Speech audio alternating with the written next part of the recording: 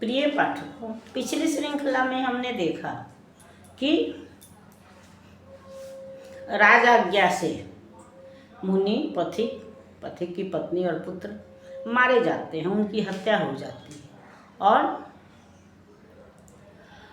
मुनि समाधि ले लेते हैं। उसके बाद से हम देखते हैं कि जनता जो है वह भाव शून्य हो गई है, विचारहीन हो गई है, उसके अंदर कोई भावना नहीं है, कोई प्रतिक्रिया नहीं है। वह यंत्रवत अपना काम करती है और निर्विकार रूप से व्यवहार करती है। और जब वैसी स्थिति आती है हमारे सामान्य जीवन में भी, जब एक तरफ हमारी इच्छाएं उद्वेलित होती हैं कि हम कुछ कर जाएं, और ऊपर से अगर हमारे ऊपर दबाव पड़ता है कि नहीं, हमको ऐसा नहीं करना है, तो हमारे अंदर कुंठा जन्म लेती है। हम शांत हो जाना चाहते हैं, या तो हम अत्यधिक क्रोधित होते हैं या शांत होते हैं।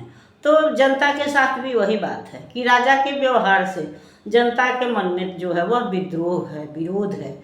लेकिन पथिक जो है वह उन्हें समझा कर गया है कि नहीं, हमको विरोध नहीं करना है, बल्कि शांति से न्याय मांगना है, न्याय के लिए युद्ध करना है। इसलिए हमको अन्याय नहीं करना है, विद्रोह नहीं करना है। तो इस दोनों के बीच की जो मन स्थिति है उसमें, और राजा का यह क्रूर रूप देख करके जनता जो है वह भाव शून्य है। और वैसी स्थिति में हम यह भी जानते हैं कि जब हम कोई गलती करते हैं तो कोई हमें बताए या नहीं बताए, लेकिन हमको अंततः भावावेश में तो हम कुछ कर जाते हैं। जहाँ यहाँ कवि स्वयं कहता है कि या हम यह जानते भी हैं कि जब हम क्रोधित होते हैं तो अब सबसे पहले हम अपना ही नुकसान करते हैं, दूसरे का बाद में करते हैं। तो वही बात है कि भावावेश में हम कोई गलत निर्णय ले लेते हैं, गलत प्रतिक्रिया दे देते हैं, लेकिन बाद में हमको अनुभव होता है कि हमने यह गलती की है।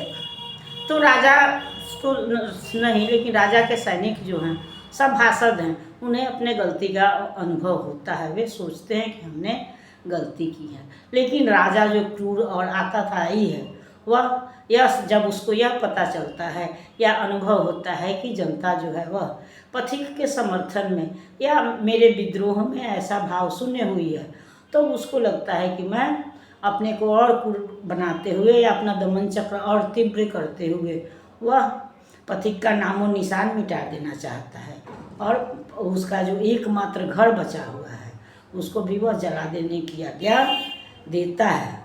लेकिन अब धीरे धीरे उसके सैनिक और सभासद जो हैं वो भी अब समझ चुके हैं कि यह राजा अत्याचारी है, इसलिए अब वह धीरे धीरे उसका साथ छोड़ने लगते हैं, उसकी अवज्ञा करते हैं। जब राजा यह कहता है कि कहने लगा, रहस्य जान लूँगा मैं किसी तरह से, है हमसे विरुद्ध क्या जनता व्याकुल पथिक विरह से। पथिक नाम की सुधि आते ही क्रम परम क्रोध चढ़ आया, दृग विस्फारित नाक प्रश्वसित हुई प्रकंपित काया। अक्षर लगे निकलने मुख से मानो ज्वलित अंगारे, देख प्रजा पापिनी क्रोधानल की भवक हमारे। जनता ने अपमान हमारा किया आज मनमाना, राजद्रोही पथिक दुष्ट को हमसे बढ़कर जाना। सुख विलास में नहीं सम्मिलित जनता हुई हमारे, उदासीन बनकर रोती है पथिक विरह के मारे। अच्छा राजकोप अब देखे प्रजा नितांत अभागी, देगी जला जगत को ऐसी ज्वाला उर्मे जागी।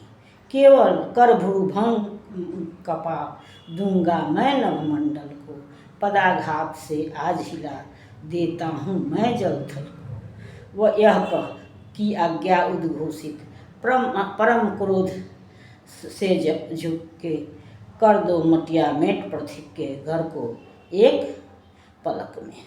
उसका कोई चिन्ह राज में कहीं न रहे हमारे, आए पकड़ हमारे आगे उनके प्रेमिक सारे। राज शक्ति का तिरस्कार कर जग में कौन बचेगा, देखो आज दुष्ट जनता में क्या कोहराम मचेगा।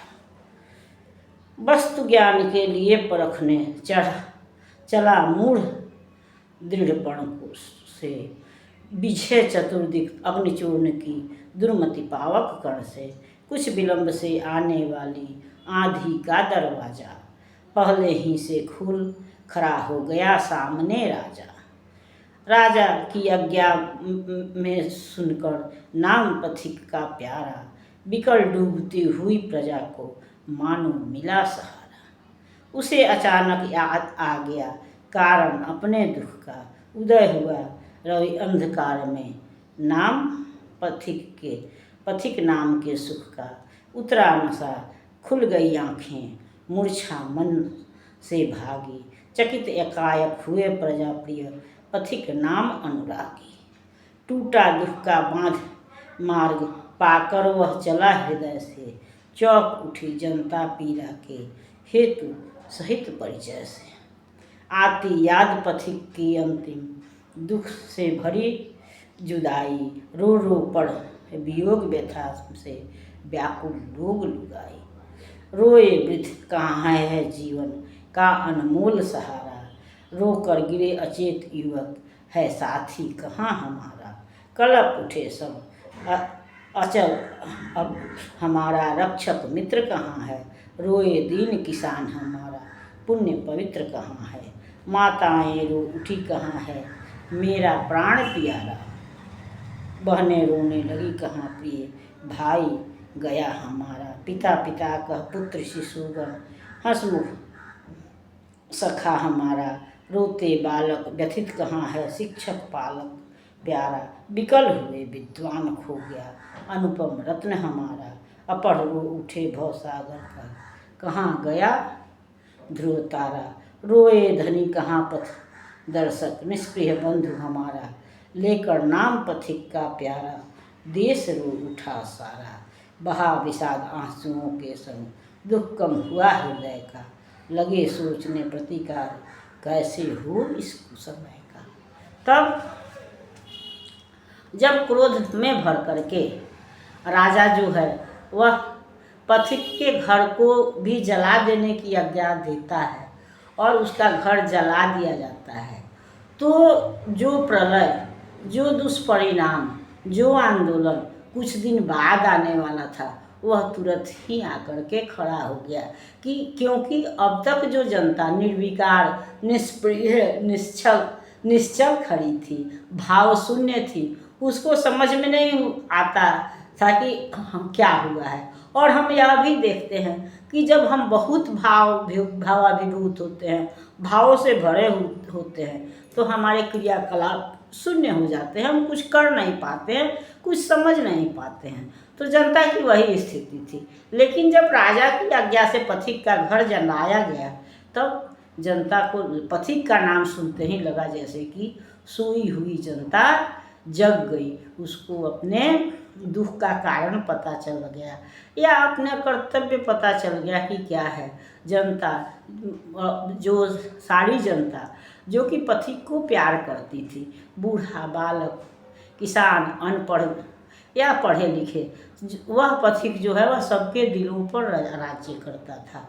वह अगर निर्बलों का सहारा था तो वृद्धों के लिए पुत्र था, युवाओं के लिए गुरु था, अनपढ़ के लिए अगर ज्ञान का सागर था, तो पढ़े लिखे जो धनवान व्यक्ति थे, सबल व्यक्ति थे, उनका पथ प्रदर्शक था।